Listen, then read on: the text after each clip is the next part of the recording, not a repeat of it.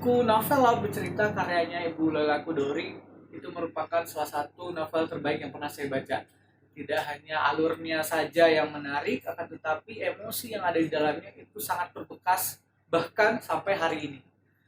Buku Laut Bercerita itu berkisah tentang penculikan aktivis mahasiswa yang berjuang untuk meruntuhkan Orde Baru pada waktu itu.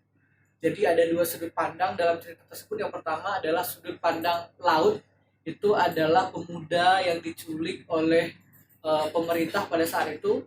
Kemudian yang kedua adalah dari sudut pandang adiknya Asmara Jati, menceritakan tentang bagaimana dia berjuang menemukan kejelasan di mana kakaknya si laut ini diculik. Jadi dua sudut pandang itu dipadukan dengan sangat bagus, dengan emosi yang sangat mendalam.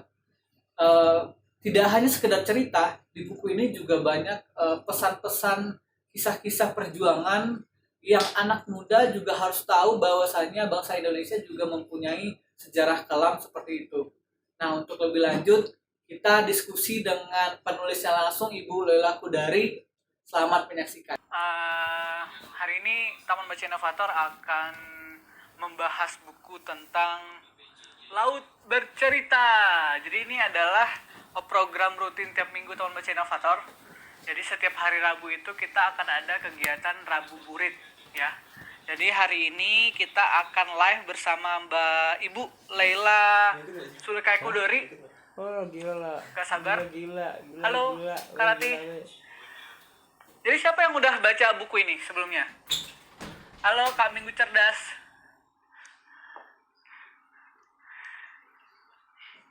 Nah, jadi program ini akan rutin kita lakukan setiap minggu di Rabu Burit. Jadi minggu depan juga akan bahas buku. Nah, untuk hari ini kita akan bahas buku tentang Laut Bercerita karyanya Bu Lela S. Kudori. Ini bukunya luar biasa banget.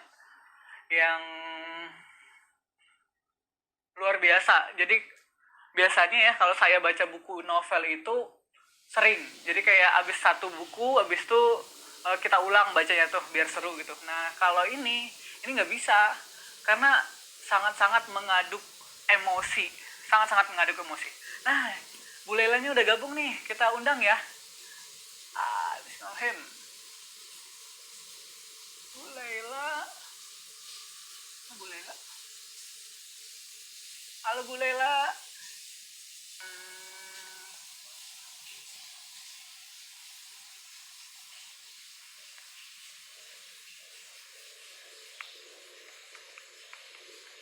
Kita tunggu ya. Bu Lela udah nggak salah. Halo Ibu. Halo. Berhasil Bu, bisa? Belum pernah ini, aduh ampun. Bisa. Selalu ada yang pertama Bu.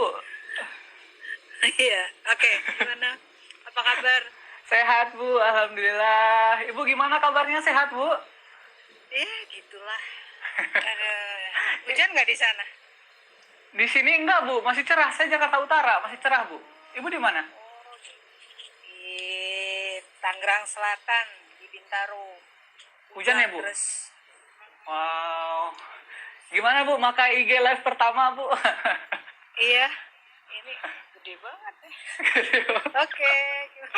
Iya Bu, sebelumnya perkenalkan Bu, nama saya Fajri dari Taman Baca Inovator. Jadi hari ini kita udah ada 35 teman baca se-Indonesia. Dari Ketapang dan terakhir itu ada di Sumba Barat kita taman bacanya. Jadi emang khusus buat anak-anak Bu. Nah karena selama pandemi ini kita nggak buka taman baca karena jaga jarak. Jadi tiap minggu itu kita rutin ngadain acara live via Instagram Bu. Nah salah satunya adalah Rabu Burit. Jadi Rabu Burit. Jadi ngabuburit sekalian baca gitu Bu. Jadi hari ini kita bahas tentang buku Laut Bercerita Ibu. Ibu selama di rumah kesibukannya apa aja Bu? Atau masih tetap keluar rumah atau gimana Bu? Enggak, hampir udah sebulan nggak keluar rumah sama sekali.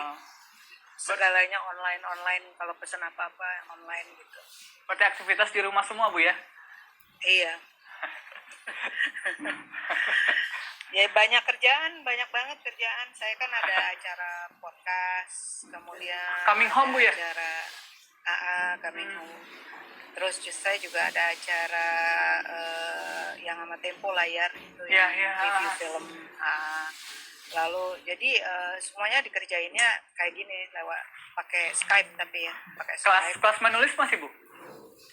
Kelas menulis juga pakai Skype gitu. Terus jadi sibuk banget sih, tetap sibuk, cuma bedanya di rumah sekarang gitu. Kesibukannya sama aja, malah nambah mungkin, Bu, ya, karena lebih repot gitu, nggak jauh dari layar HP sama laptop. Ini lebih repotnya karena teknis ya, karena saya kan masih belum biasa. Awalnya tuh belum, ini sekarang kayak IG Live ini saya masih baru pertama kali, tapi sebelumnya tuh yang Skype.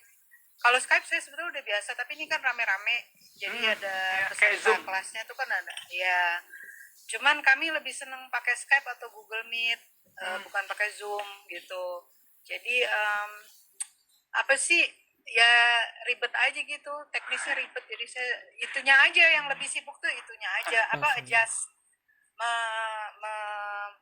mencoba memahami teknologi.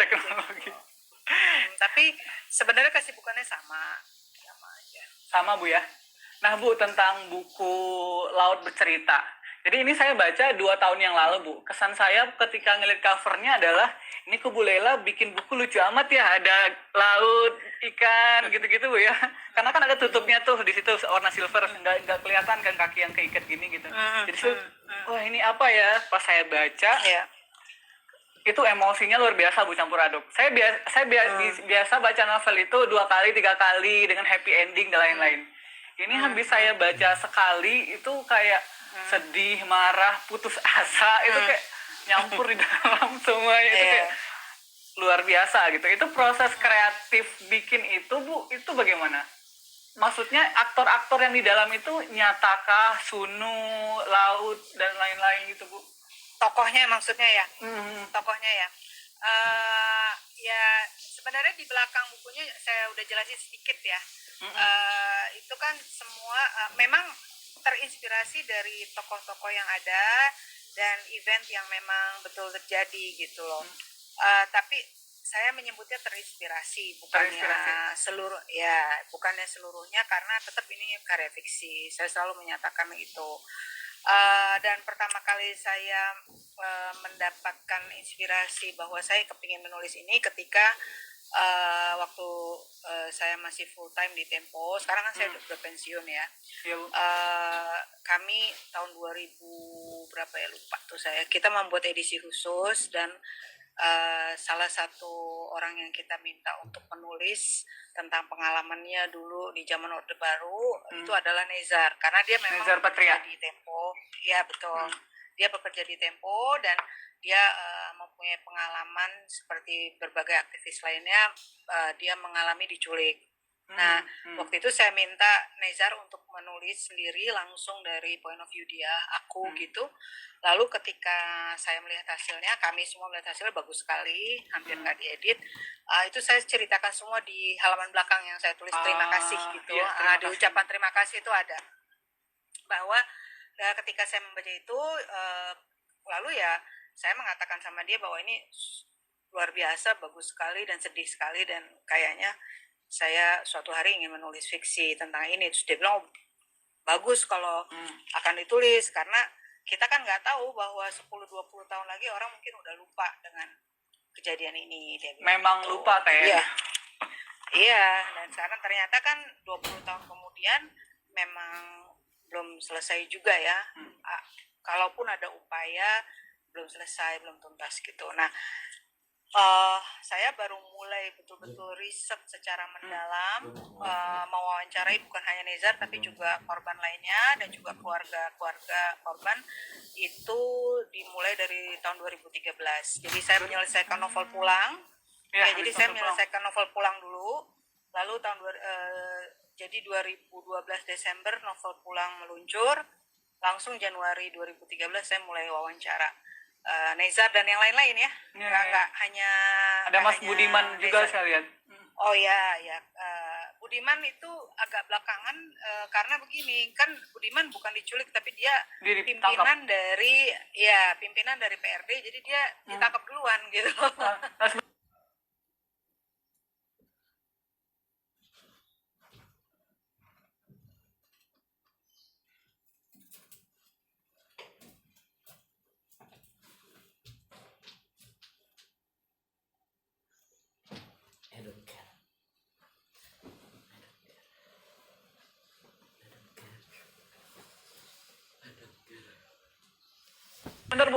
yang tokoh Arifin Bramantio, Bram itu Mas Budiman bukan, Bu?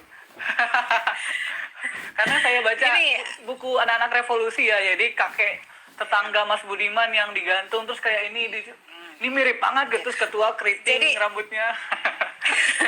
Sebenarnya gini, di tokoh-tokoh itu banyak yang terinspirasi dari tokoh nyata memang betul, tapi tidak sepenuhnya 100% itu adalah orang. Jadi misalnya kayak laut itu nggak 100% Nezar gitu kan, Nezar, orang anggap ini pasti laut nih Nezar ya. Saya bilang ya nggak juga sih, memang nggak meninggal gitu. itu satu. Kedua, pengalaman Nezar yang memang utama saya garap itu pengalaman penculikannya dan bagaimana mereka diperlakukan, tapi pembangunan keluarganya dan bagaimana hubungan dia dengan keluarga sebenarnya itu benar-benar saya ciptakan gitu loh. Kenapa kok? Ini kan di situ dia keluarga Solo, kalau laut bercerita kan, dan dia senang masak segala macam. Nezar kan dari Aceh gitu, jadi saya menciptakan sendiri dan membangun sendiri bangunan dari keluarga masing-masing setiap tokoh-tokoh itu. Kayak tadi kan nanya Sunu ya, Sunu, terus Daniel, Alex dan Alex dan semuanya itu saya bangun sendiri, tetapi itu setelah saya mewawancarai semuanya dan saya garap dan saya campur-campur gitu. Jadi di dalam laut tuh ada beberapa orang semua. Ada beberapa tokoh saya masukin ke dalam laut gitu. Ada pengalamannya siapa namanya.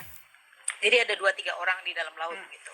Kemudian Arifin tadi kan nanya Arifin Bramantio, itu juga ada, gak hanya Budiman aja, tapi digabung lebih gitu dari ya ada lebih dari 1 orang di dalam posisi itu, di dalam tokoh itu. Risetnya berapa lama? Berarti 4 tahun gitu, 4 tahun 5 tahun risetnya. Iya, tapi kan saya waktu itu masih kerja full time ya, jadinya kalau penulis-penulis yang kerja kantoran kayak saya gitu pasti rada susah gitu ya untuk bisa menyelesaikan dengan cepat. Jadi saya hanya bisa riset dan menulis setelah urusan kantor selesai gitu. Jadi makanya lamanya tuh riset dan wawancara itu karena kita masih ada tugas kantor yang kewajiban harus diselesaikan gitu loh. Karena beberapa peristiwa di buku itu juga ada yang nyata, Bu ya, kayak peristiwa tanam jagung yang di situ Bondo gitu. Betul. Itu Ibu beneran riset satu-satu ke sana atau enggak, karena kan di sana bentuknya udah bukan ladang jagung lagi ya, udah enggak, tapi kan saya juga tanya sama Nezar nih, saya kalau ke sana seperti apa? Udah nggak seperti itu, Mbak, udah berubah. Jadi akhirnya karena saya ingin sekali merasakan apa yang mereka merasakan gitu ya, mereka kan dikejar-kejar, terus mereka sampai merayap-rayap di ladang jagung, nah terus itu sebenarnya benar, Bu, yang merayap gitu. Itu benar. Jadi semua aktivis yang ikut, ya saya nggak wawancara semua, saya wawancara beberapa ya, saya wawancara Nezar, Budiman juga tentu saja ada, terus ada Wilson, pokoknya ada beberapa teman yang aktivis yang saya kenalan jadinya, lalu mereka semua bercerita ya saling mengisi gitu, ingat gak waktu ini gitu ya. Jadi ada orang yang ingatnya pas waktu ditahannya, ada orang yang ingat waktu ngumpet di rumah penduduk, ada yang ingat waktu merayapnya gitu. Jadi masing-masing benar-benar melengkapi. Nah itu kan saya nggak bisa ke sana karena udah berubah. Jadi akhirnya yang saya lakukan, saya bilang saya nih kepingin tahu ladang jagung kayak apa nih, saya anak kota. Jadi ngambil jiwanya, Bu ya. Ya, jadi saya pengen tahu nih ladang jagung seperti apa. Jadi akhirnya waktu saya lagi riset ke Solo untuk membayangkan rumahnya si laut kan laut ini keluarga Solo, akhirnya saya minta teman-teman saya di sana, kan saya ada teman-teman penulis semua, saya bilang anterin saya dong ke ada ladang jagung. Oh banyak, Mbak, ya udah, jadi kita cari banyak di sana gitu. Jadi keluar Solo, terus saya mengunjungi ladang jagung dan saya sampai turun Purwono dan saya bingung ini Mbak Lela ngapain sih gitu. Karena saya betul-betul mau tahu daunnya kayak apa, kalau berbuah kayak apa gitu-gitu, saya pengen. Pas dia tiarap gimana gitu Bu ya? Iya betul, tapi kan itu kan hujan ya di dalam adegan itu ya. Iya, adegan. Jadi makanya Malam berbuah. lagi. Tapi betul. Nah, tapi saya jadi bisa membayangkan seperti apa, tingginya seperti apa gitu loh. Gitu. Jadi biasanya kalau ada hal-hal yang saya nggak familiar, saya merasa harus mendatangi dan merasakan gitu loh. Oh, oke. Bukunya kan itu dari dua sudut pandang Bu ya, itu keren banget sebenarnya. Yang pertama dari laut, kemudian kedua dari Anjasmara ya Bu ya. Asmara gitu. Jadi satu memang si korban, satu lagi yang melihat dari itu sama-sama sedih. Tapi yang Asmara ini saya melihatnya kayak aduh, sedihnya itu nggak berujung gitu loh Bu. Sampai sekarang gitu kayak sedihnya masih. Nah itu dalam proses pembuatannya yang mana duluan Bu? Atau lihat laut dulu, abis itu kasih Asmara, atau Asmara dulu baru laut, atau prosesnya itu gimana Bu? Nih ada Pritan nih, sutradara film pendeknya nih. Kita kan bikin film pendek itu ada. Oh iya yang Pritan, Reza Rahardian. Iya betul. Sebetulnya kalau ingat di awalnya dulu, saya tadinya mau kepinginnya point of view laut, lalu yang kedua point of view ibunya tadinya. Gitu. Lalu belakangan saya merasa kalau saya memakai ibunya, rata-rata orang tua yang saya wawancara kalau nggak udah meninggal atau enggak sangat sedih gitu loh. Artinya benar-benar udah betul-betul sedih gitu loh. Dan saya merasa sulit untuk menulis orang tua yang kehilangan anak gitu, ya kan? Jadi saya merasa saya harus menulis dari anggota keluarga yang juga sedih, tapi dia masih bisa rasional, masih bisa berfungsi, masih bisa bekerja, masih ya artinya dialah yang menjadi tonggak di keluarga yang mencoba bukannya move on ya, tapi harus fungsional, dia harus bisa tetap bekerja. Dan nah jadinya saya pikir sebaiknya adiknya gitu loh, karena saya lihat para sibling, adik kakak dari orang-orang yang hilang ini, mereka juga sedih, tapi mereka lah yang biasanya menjadi tonggak keluarganya, yang artinya nanti mereka yang merawat ibu atau bapaknya yang sangat sedih. Dan yang saya pelajari juga dari saya sampai ngobrol sama psikolog, kematian kalau orang tua itu kan kita sudah expect, sudah merasa kita tetap sedih ya kalau orang tua meninggal, tapi itu sesuatu yang kita anggap wajar biasanya karena itu lebih tua daripada kita, usianya jauh lebih tua dari kita, dan kita biasanya udah ikhlas gitu loh. Iya ruang wajarnya masih ada Bu. Iya, tapi kalau anak yang meninggal itu beda.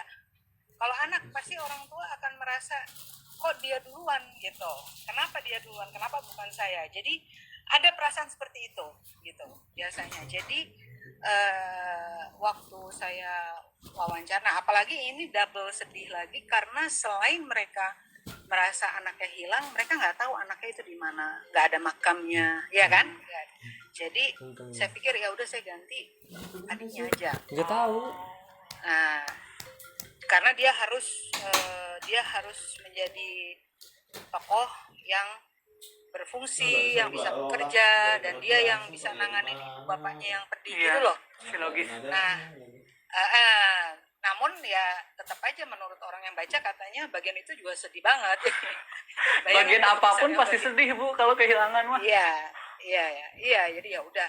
Tapi ya itu makanya saya ganti jadi Asmara Jati. Tadinya saya mau ibunya. Itu proses menyelesaikannya yang mana duluan Bu? Seiring atau laut dulu atau biru dulu? Laut dulu. Laut dulu. Laut, kemudian itu kan saya bikin kayak circle gitu ya. Jadi bagian lautnya itu bagian lautnya itu balik lagi ketika dia mau dipas menjelang diculik kan gitu. Lalu Asmara Jati kita loncat ke beberapa tahun ke depannya gitu, ketika mereka semua udah kehilangan, ketika mereka sudah membangun ikatan keluarga orang hilang itu. Jadi kan sebelum live ini Bu, saya juga coba riset dikit-dikit. Banyak yang ngulas buku Ibu, terus ada juga yang anak SMA yang ngebahas buku itu loh. Maksud saya adalah buku ini kan berdasarkan kisah nyata 98 Bu ya. Yang paling dekat 98 gitu. Kemudian dibungkus dengan novel. Nah itu sepenting apa sih Bu anak-anak taruhlah milenial atau generasi Z untuk tahu ini gitu, karena kan nggak tahu apakah itu relate dengan mereka atau enggak gitu. Cuman secara bahasa kan emang sedih gitu, cuman secara substansi itu sepenting apa Bu untuk teman-teman ini tahu? Gini, waktu saya menulis sebetulnya ini jawaban yang sama yang selalu saya kasih ke kawan-kawan yang bertanya. Saya waktu nulis agak nggak mau terlalu mikir apakah ini untuk orang tua atau milenial gitu. Karena kalau saya mikirin ini untuk anak milenial, aduh dia ngerti nggak ya? Aduh dia ngerti nggak ya penyanyi Joan Baez gitu ya? Kan itu kan saya ngikutin masanya waktu itu para aktivis menyanyi lagu We Shall Overcome-nya Joan Baez atau pakai lagu Beatles gitu-gitu ya. Makanya jadi saya kan harus mengikuti masanya, jadi saya memakai lagu-lagu tersebut gitu. Nah, kalau saya mikirin nanti nyambung nggak ya sama ini sama milenial, nantinya saya jadi tercustomize gitu loh, sakingnya mikirin pembaca, terus nanti saya customize itu semua supaya relate sama mereka gitu loh, atau sama orang tua harus relate sama orang tua. Jadi saya pikir gini aja deh, saya nulis sesuai dengan riset saya. Lalu nanti menurut saya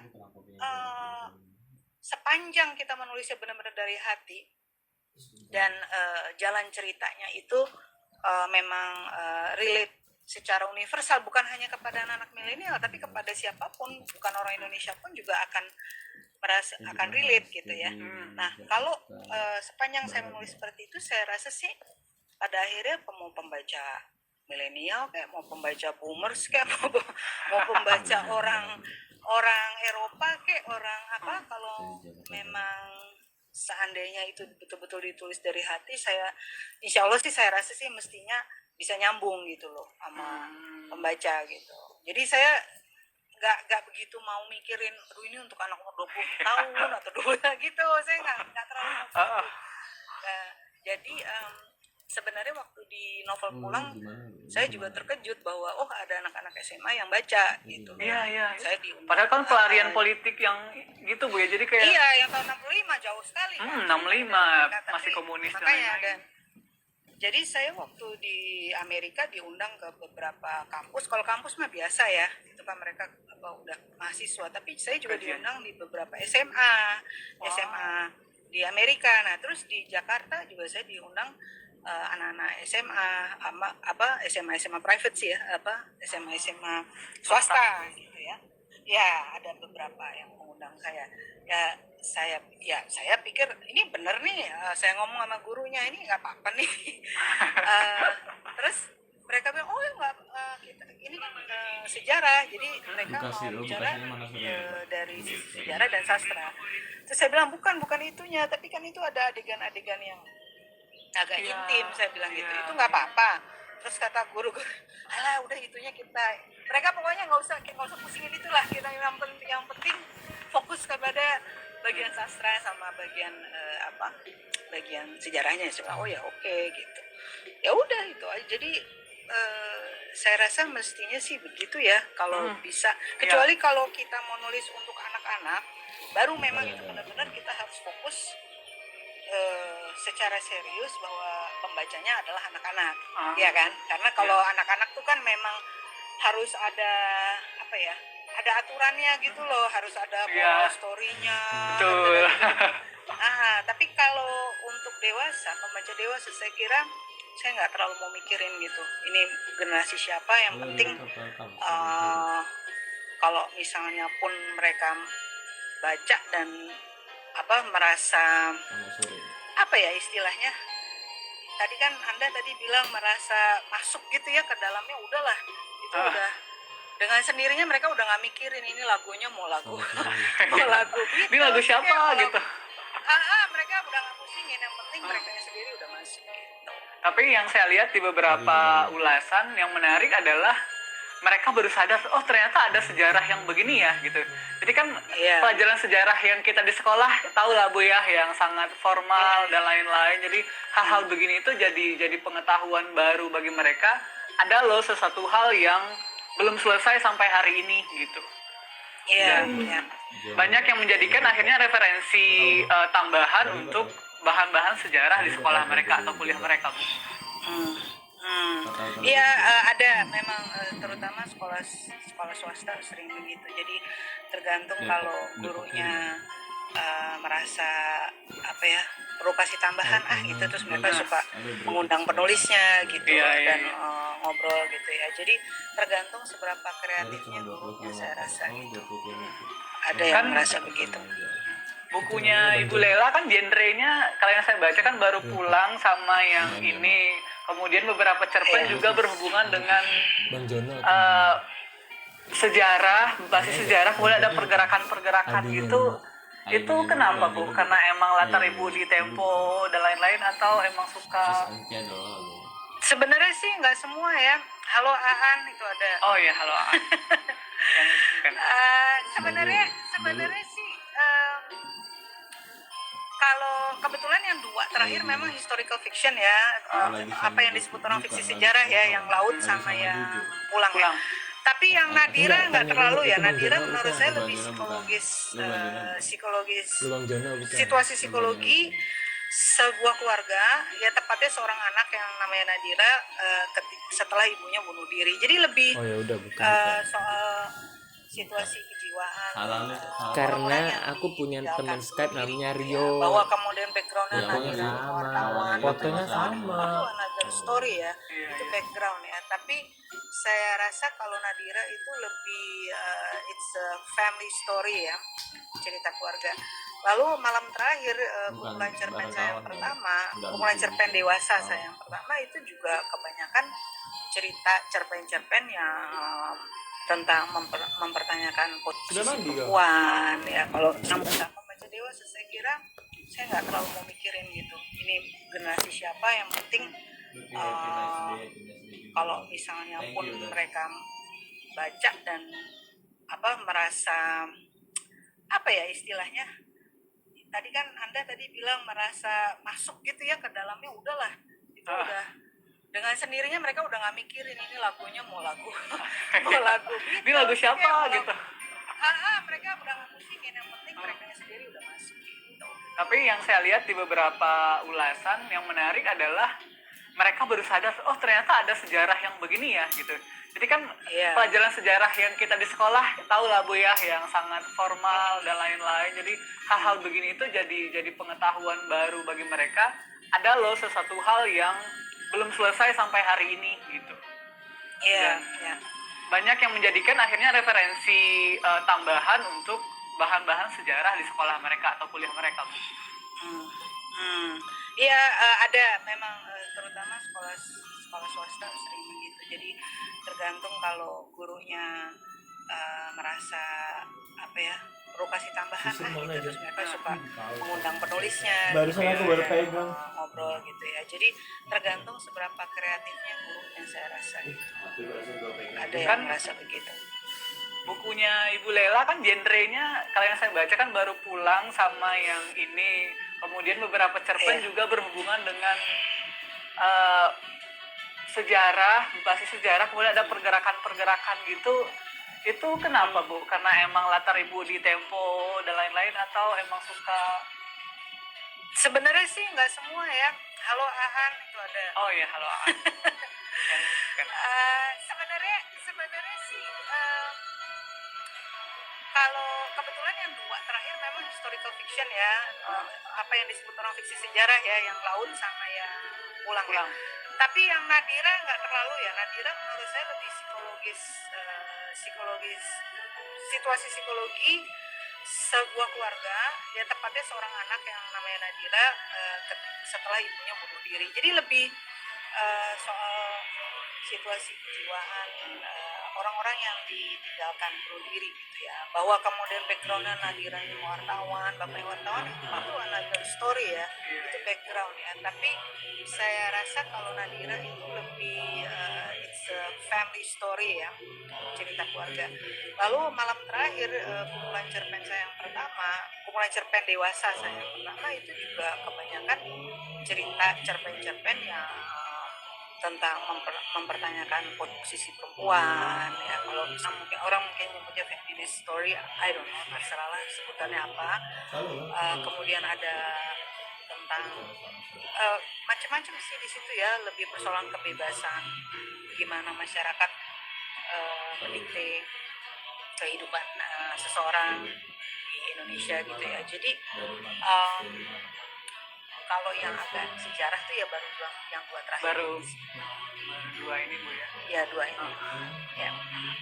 Itu kan Ibu profesi kan penulis juga, kemudian wartawan juga. Halo Mas Chan, sorry ini bos nih, bos Kompas nih. Lihat gak tuh yang muncul tuh? Bos Kompas itu nih, Putu Arcana nih. Salam. Halo Bli. Gimana Mas?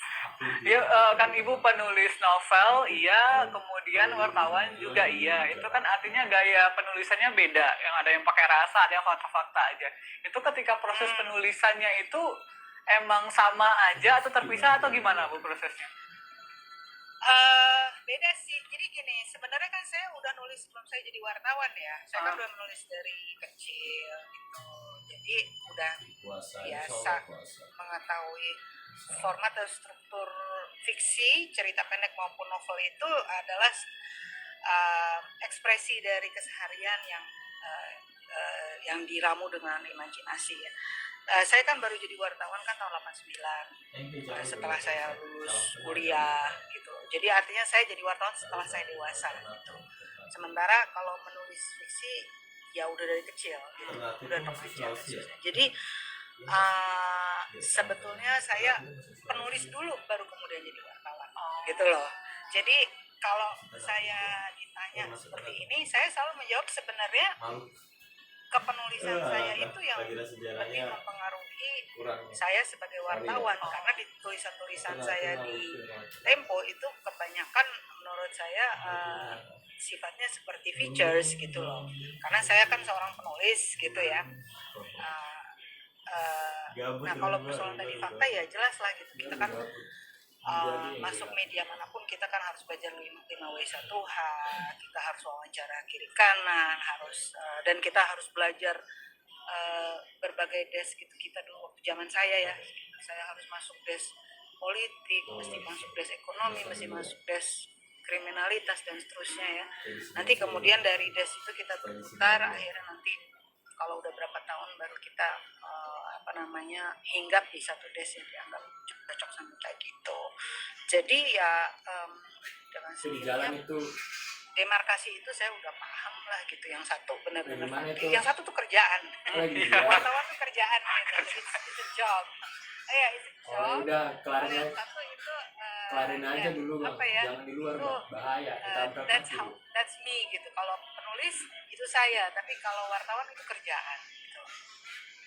Tapi kelihatan Bu di buku Laut Bercerita itu emang paduannya itu sempurna gitu.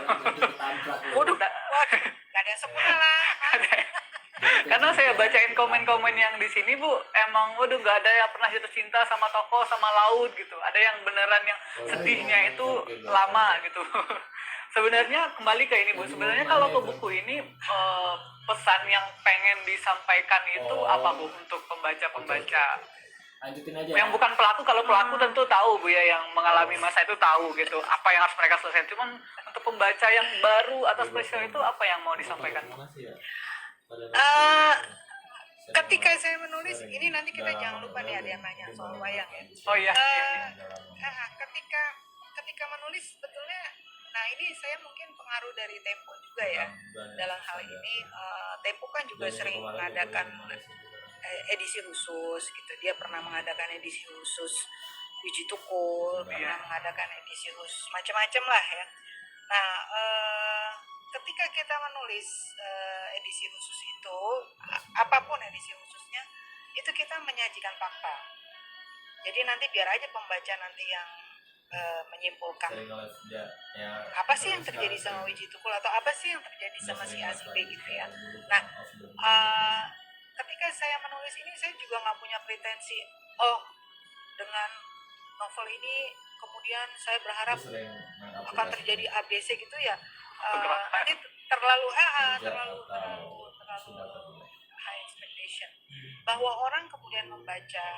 Terus tadi kan Mas Fajri bilang bahwa ada yang kemudian baru tahu jadi Kamisan tuh dimulainya karena itu gitu. Tadinya kan orang nggak gitu sadar, nggak gitu ngerti Kamisan tuh apa sih, tapi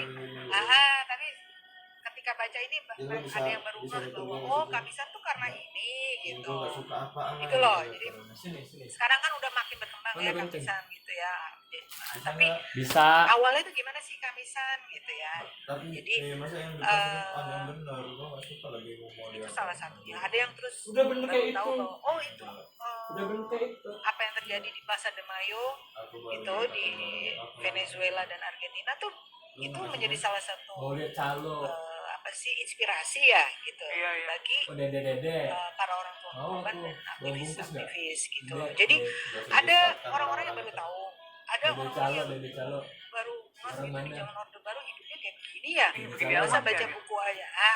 Misalnya yang Kok tau gak sih yang tadi Aku ada kan baru sebelumnya swasti. generasi yang umurnya 20-an yang baru Tinggal lahir di daerah, 98 atau yang baru lahir tahun 2000-an gitu baru ngeh bahwa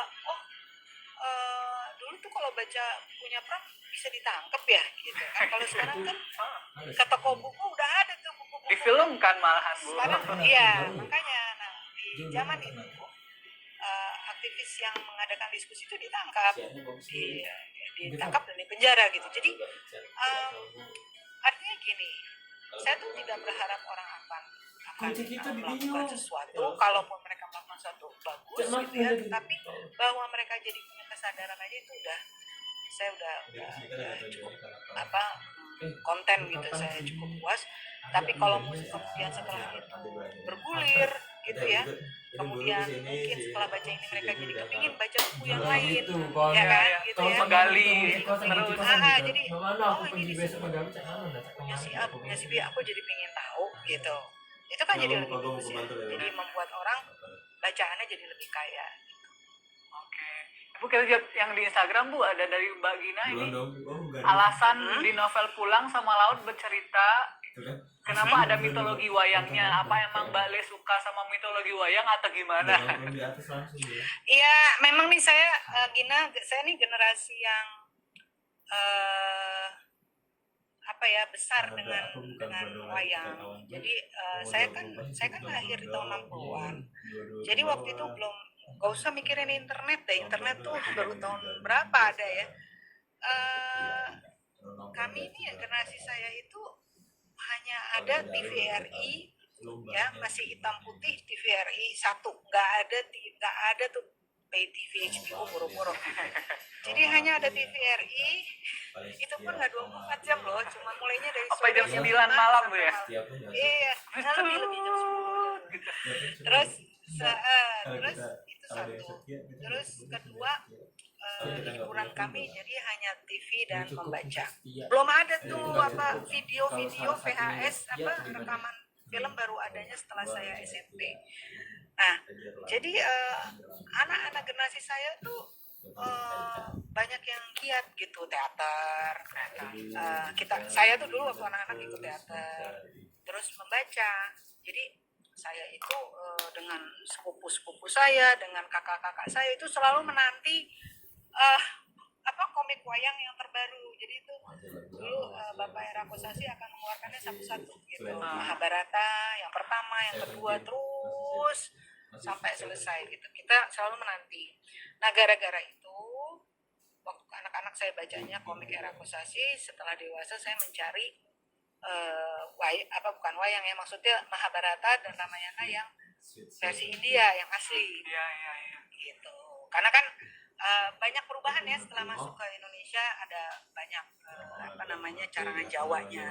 Saya pengen tahu yang India itu seperti apa gitu. Nah, saya merasa banyak sekali filsafat dan tokoh-tokoh di dalam wayang yang memang luar biasa dan cocok untuk digunakan dalam keseharian gitu.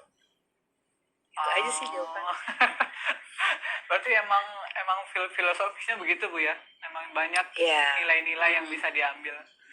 Selain wayang, apa lagi Bu yang konsisten? Saya malah skip malahan. Oh, wayang ada ya yang konsisten gitu di buku Ibu. Ini tokohnya ada, filsafatnya ada. Gitu. Di Pulang kan ada wayang, ya kan, ada Ekalaya. Kalau di laut memang nggak terlalu banyak, tapi ya ada sih Ramayana kan yang waktu si tokoh Anjani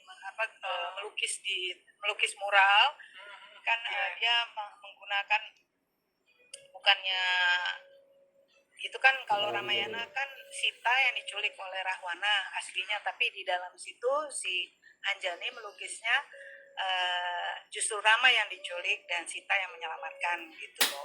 Jadi ya itu saya kepingin memperlihatkan bahwa meskipun memang nih tokoh utamanya banyak yang lelaki di dalam novel ini, tapi sebetulnya tokoh-tokoh perempuannya tokoh-tokoh yang sangat kuat gitu. Dia justru tokoh-tokoh perempuannya itu lebih mandiri dan lebih strong daripada tokoh-tokoh lelakinya sebetulnya ya. Gitu. Saya nggak tahu pada nangkep apa sih. Soalnya saya kira tokoh Anjani itu keluarnya pas di si laut aja, ternyata sampai akhir tuh dia emang muncul, emang tersiksa, emang memperjuangkan sampai akhir buat sama si Asmara gitu.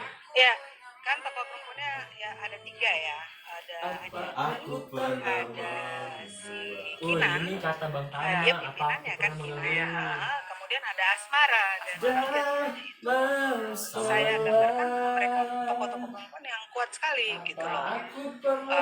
Mereka memang bukan orang-orang yang mau menonjol ke depan ya, mereka agak di belakang panggung, tapi they are very strong women gitu. Dan itu saya biasanya suka ditanya sama orang, sengaja saya bilang iya, saya purposely saya sengaja memperlihatkan itu karena ketika saya riset, saya tanya ini kok aktivisnya lelaki melulu sih, masa nggak ada perempuan? Oh ada Mbak, si A, si mereka sebut gitu, mereka sebut nama-namanya, dan saya bilang oh, kalau gitu aku mau dong kenalan gitu ya. Lalu aku perhatikan itu aktivis perempuannya itu kuat-kuat semua. Gunting mana gunting? Very strong women. Cuman mungkin media tuh kayaknya kecenderungannya lebih suka mengangkat yang lelaki, saya nggak tahu ya. Tapi sebetulnya yang perempuan-perempuannya really strong. Dan saya baca buku Ibu, bukunya Anak Revolusi Mas Budiman, itu kan aktivis yang laki biasa punya pacar tuh. Nah itu cukup mempengaruhi kepergerakan mereka gitu loh Bu, yang ide-ide, semangat dan lain-lain. Nah ini menonjol pas yang di Anjani. Iya, saya makanya nggak mau perempuannya itu posisinya hanya pacar gitu loh. Jadi makanya di situ Kinan kan pimpinan juga gitu. Meskipun dia memang membantu si siapa namanya, si Arifin Bramantio ya. Tapi she is really strong gitu. Makanya dia pimpinan dan dia juga hilang kan gitu. Saya nggak mau gitu bahwa cewek itu pacarnya doang gitu, saya nggak mau gitu. Tapi emang ada ininya Bu ya, strong banget, kerasa banget strongnya. Dan memang kenyataannya gitu, ketika saya wawancara mereka penting sekali, cewek-ceweknya ini penting banget posisinya. Kalau saya pribadi Bu ya, yang di buku ini yang tokoh paling berkesan setelah tokoh utama itu si Bapak Bu. Gimana Bapaknya Laut yang kerja di sebagai wartawan, menginspirasi, melakukan hal yang sama. Kemudian di akhir setelah Laut Tuna ditemukan, dia masih melakukan aktivitas yang sama, muter musik yang sama, itu berasa banget gitu. Itu kalau dalam Ibu sendiri pas bikin itu emang strong juga atau gimana Bu? Itu kalau yang bapaknya itu juga gabungan dari beberapa orang, karena ada orang tua korban yang memang seperti itu. Jadi ada yang masih menyediakan diri. Itu nyata Bu ya berarti? Maksudnya nyata, beneran nyata, kayak nyata. Gitu aktivitas? Ya, tapi saya mencampur. Jadi bukan sebenarnya itu yang Bapaknya Laut itu adalah campuran dari beberapa sosok. Jadi bukan hanya satu ayah yang itu, ada beberapa saya gabungkan bisa. Tapi ya emang demikian. Iya. itu kayak yang kan saya biasa baca novel yang happy ending ada endingnya gitu loh Bu. Ini saya endingnya belum selesai nih sampai sekarang masih masih dicoba. Iya karena emang belum Nah, selesai ini sih. Cuman saya sih sebenarnya merasa saya kepingin endingnya itu kepingin ada rasa harapan juga sih ya, ada Nah, rasa kan di situ kan suratnya laut terakhir kepada adanya Asmara itu kan sebenarnya menunjukkan bahwa kamu harus move on dan kamu harus jalani hidup kamu gitu loh. Jadi dan bahwa mereka kemudian karena nggak punya kuburan terus kan mereka akhirnya ke laut gitu ya untuk untuk seolah bahwa ya udah kuburannya memang di sini gitu ya, meskipun mereka sampai sekarang nggak tahu ada di mana.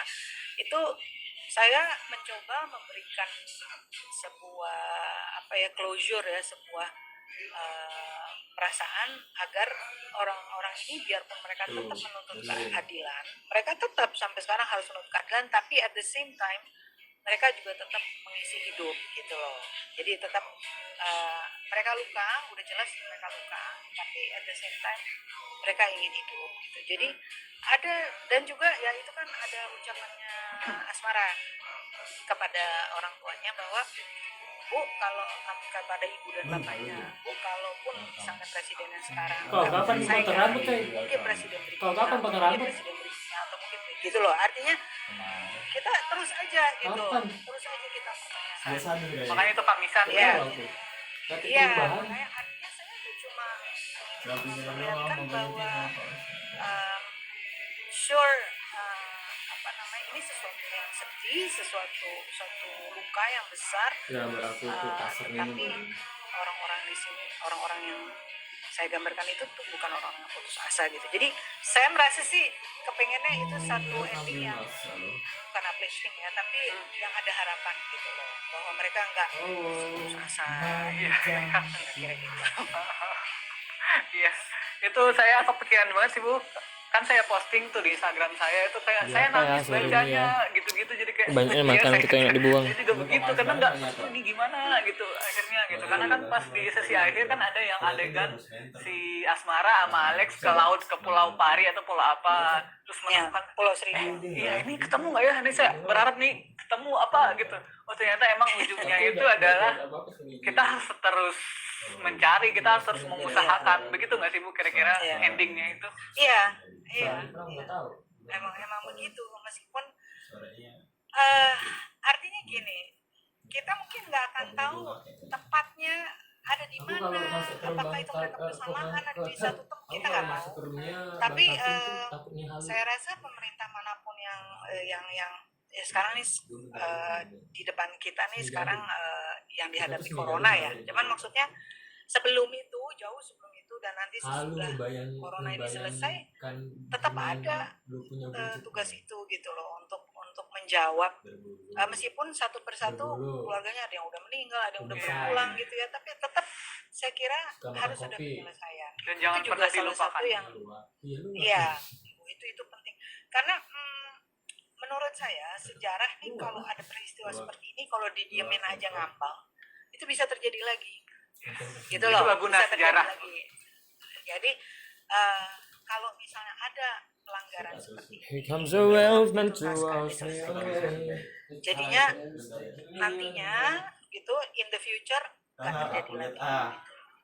Ada presiden bahwa ini diselesaikannya waktu itu dengan cara ini gitu. Maunya sih gitu, kalau memang kepingin Indonesia itu dianggap sebagai negara yang bukan hanya demokratis tapi juga beradab gitu. Bu saya mau nanya nih berdasarkan itu si Gusti itu beneran nyata nggak Bu yang pengkhianat itu? Itu tanya sama itu sama para aktivis tuh, sama Enggak, maksudnya off the record Ibu juga mengetahui ada maksudnya.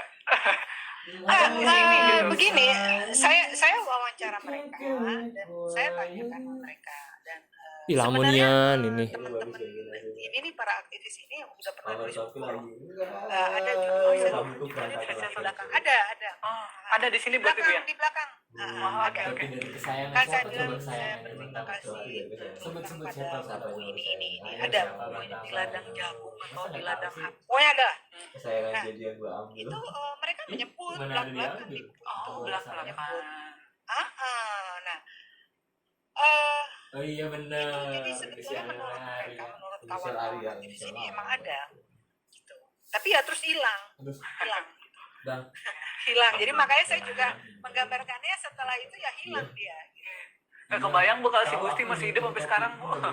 intinya tuh nggak boleh. Hilangnya tuh bukan hilang karena di apa-apain, hilangnya tuh karena memang dia harus menghilang gitu loh. Nggak tahu aja gitu, Bu, Emang, ya. Karena kan rambutku Ya berantakan, nggak bukan boleh. karena ya memang Dia udah di rumah belum? tugasnya ya Udah di seperti itu rumah belum? hilang. Iya, paham. Menurut saya orangnya masih ada tapi ya Wah. hilang. Kan Dia maksudnya udah nyampe rumah belum? kalau kayak di film-film orang yang ditugaskan melakukan hal-hal seperti itu, menyusup apa itu pasti setelah itu mereka pergi gitu. Ganti identitas dan lain-lain. Kayak di film-film lah Bu. Ya, Ya. apalah gitu. Drama di otak saya kayak di Mission Impossible gitu Bu. Enggak tahu saya apa yang saya maksudnya mereka ini aja enggak ke depan publik, enggak punya kehidupan publik yang biasa gitu. Jadi bukannya maksudnya tuh sampai ganti identitas enggak. Maksudnya ya udah mereka enggak hidup dengan dengan nama yang terkenal gitu enggak. Iya, iya. Nah, tapi pekerjaan semacam itu di setiap negara itu ada yang begitu, yang disuruh nyusup, kemudian nanti melaporkan, gitu itu ada. Oke Bu. Semua Jadi pada nggak- nanya itu. Itu benerannya sih. Itu siapa Gusti? Rambut gue berantakan banget. Pentingnya itu ya itu siapa kan? Karena pengen feel Bu. Oh gitu ya. Apa Pengen ya? barang-barang. Ini Bu pertanyaan netizen Bu, ini sejuta netizen nanyain gini Bu. Oke. Buku inspirasi Ibu itu apa Bu? Kalau boleh dua, luar sama dalam apa Bu yang akhirnya jadi apa? Inspirasi banget lah gitu Bu, yang jadi pakem Ibu gitu. Ada nggak Bu? Bukan pakem sih, apa yang namanya? Iya. Pengaruh ke Ibu. Iya. Kalau pengaruh saya belum tahu ya pengaruh tapi yang pokoknya benar-benar yang melekat ya di benak saya tuh itu bukunya Orhan Pamuk, judulnya My Name is Red. Sama ya kalau My dia Name memang is Red. sama. Bahasa Oh, Indonesia kalau sudah tanya sama Bang Taufik, Bang Tama namaku baru Merah Kirmizi kalau nggak salah. ada. Tapi saya baca bahasa Inggrisnya. Bukan lagi. Dia menulisnya kan dalam bahasa Dasar Turki. Ya. Putri Duyung. Dasar Itu Putri satu. Duyung. Kalau Indonesianya banyak ya apa ya? Yuk kita video call aja. Ya kalau Indonesia udahlah. Iya. Ganti aja. Sama penulis oke Bu ya. Udah pokoknya soalnya semuanya kawan sih ya. Jadi, Iya. kalau penulis kalau Indonesia ya udahlah gitu. Tapi Sama. kalau yang barat itu sebenarnya kalau Turki bukan barat ya, antara barat dan timur. Pokoknya dia penulis Turki Orhan Pamuk. Kemudian saya juga pengagum Alice Munro. Dia pemenang Nobel. Dia rata-rata karyanya cerpen ya. Ya dua-duanya pemenang Nobel. Ini saya lagi ngeliat ke atas karena rak saya di atas. Rak buku saya di atas ini. Dua-duanya pemenang Nobel. Kalau Orhan Pamuk kalau nggak salah kalau Alice Munro tahun 2013 atau 2012. Itu saya suka banget sama Alice Munro. Ya dua kan tadi mintanya ya. Iya. kenal. Ya udah aja. Banyak sih sebenarnya banyak banget. Karena bagi saya ini kayak Ini nunggu ini baru yang harus anak dicari aku nih gitu. HP-nya dari Banyak tadi penasaran tuh. kami tidak Yang keluar kayak Bu setengah Lela jam. itu pemikiran Oh, itu sejam gimana, malah. itu apa yang terinspirasi gitu. Jadi itu ya teman-teman ya, buku yang dibaca, yang direkomendasikan kali Bu ya. Sekarang besok mandi besok pagi. Ya, itu Orhan Pamuk rata-rata yang awal-awal dia bagus. Ada Snow, Salju itu juga udah diterjemahin. Snow, terus My Name is Red, terus apalagi banyak lah dia cukup produktif ya Orhan Pamuk. Terus kalau misalnya pengen yang penulis perempuan, ya itu tadi Alice Munro, atau ada penulis Turki namanya Elif Shafak, dia juga perempuan, dia juga bagus sekali. Siapa lagi ya? Banyak dah saya kalau misalnya. Nanti saya catat satu-satu. Sekarang saya lagi baca ini nih. Apa Bu? Masa ini nih. Ini juga udah ada terjemahannya nih. The Ministry of Utmost Happiness. Penulisnya Arundhati Roy.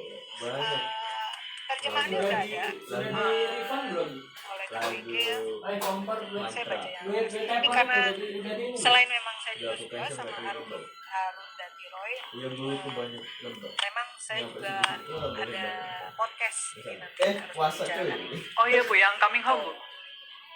Iya. Ya teman-teman, itu podcast Coming Home itu sangat-sangat recommended banget lah pokoknya itu. Karena saya menyaksikan Ya, setiap Bu. episode-nya Bu. Kita ngebahas buku gitu aja ya. emang Bu ya. Iya, memang buku atau industri buku. Jadi kadang-kadang ada pernah juga kita diskusi tentang penghargaan sastra gitu kan. Tapi biasanya isinya kalau nggak resensi buku atau mewawancarai penulis. Jadi misalnya Ayu Tami atau Ahmad Fuadi Mbak atau Di. Seno Gumira, Dia Lestari, Laksmi Pamucak gitu. Jadi kadang-kadang wawancara penulis, tapi paling sering memang review buku. Oh, oke. Ini nggak hampir berasa, kita udah hampir sejam loh Bu. Oke, Coba bisa tapi nggak puasa. udah dijawab semua ya pertanyaan. Udah Bu, paling yang ini Bu, satu lagi Perjalanan Sejuta Umat, buku baru kapan Bu? Aduh, jadi minder kalau ditanya itu. Itu sopan gak sih Bu kalau nanya ke penulis nanya gitu? Saya nggak tahu soalnya Bu. Sopan aja. Sopan aja. Sopan aja, cuman kan kita nggak tahu penulisnya bisa jawab apa enggak ya. Gini, idealnya tahun ini, idealnya. Saya kepinginnya tahun ini, dan biasanya saya kan nerbitinnya pas Desember ulang tahun saya selalu tuh pas Desember ya. Biasanya gitu, selalu 12 Desember.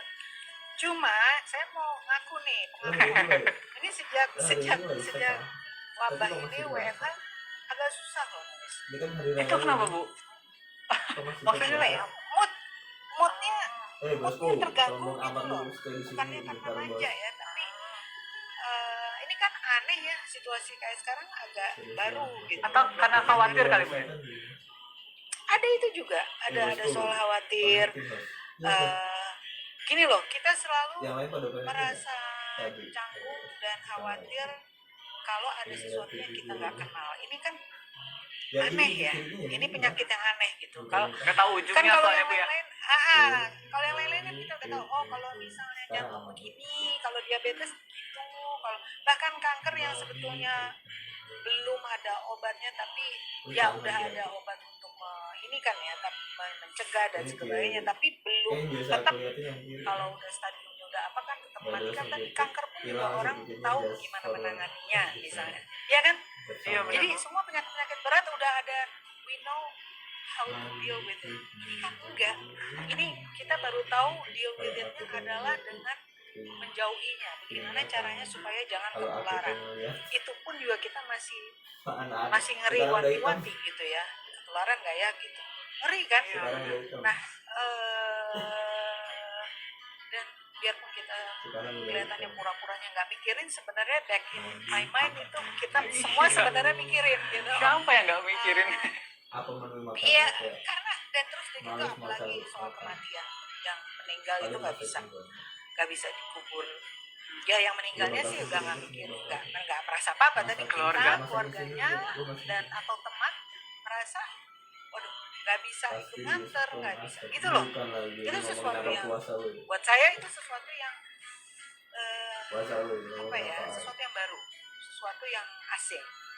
Nah karena situasi kayak gitu tuh saya menulis juga dengan mood yang nggak enak gitu, mood yang ini situasi apa gitu. Tapi ya saya tetap nulis, saya coba gitu sehari berapa halaman gitu, agak lebih lambat lah gitu ya, lambat dan ada rasa yang terganggu. Cuma mudah-mudahan bisa selesai sih tahun ini. Saya kan lagi menulis, amin ya, saya lagi menulis sequelnya Pulang kan, gitu. Jadi mudah-mudahan Desember. selesai. Ya mudah-mudahan ya. Sorry Jadi teman-teman nih udah ada spoiler dikit nih kapan ini, silakan karena banyak yang nungguin Bu. Iya. Cuman ya kalau situasinya masih kayak gini ya paling tinggal cari di toko buku atau e-book atau apa, saya nggak tahu deh. Karena biasanya kan kalau dulu kita mengadakan peluncuran gitu kan. Iya, benar, Bu. Sekarang ya dengan situasi kayak gini ya udah langsung atau bukan ke toko buku ya, memesan online, nah gitu. Tapi jangan dibacakan Bu ya. Oh ya jangan dong, kasihan sama bukan hanya penulisnya juga tapi sama penerbit, kasihan sama semua pihak yang setengah mati loh ngerjain. Soalnya 2 minggu yang lalu kan juga live bareng Mbak Di Lestari. Jadi salah satu kan banyak orang yang berniat baik untuk wah daripada di work from home kalian baca ini nih PDF, ternyata bajakan semua gitu. Padahal penulis dari sana. Gitu. Jangan Bu ya. Saya jangan dong. Jangan. Soalnya jangan. Ini udah sangat kecil gitu ya royalti itu, kemudian di gimana ya, sedih juga sih saya sebenarnya. Saya mendingan kalau misalnya ada orang ini, saya kalau misalnya saya ada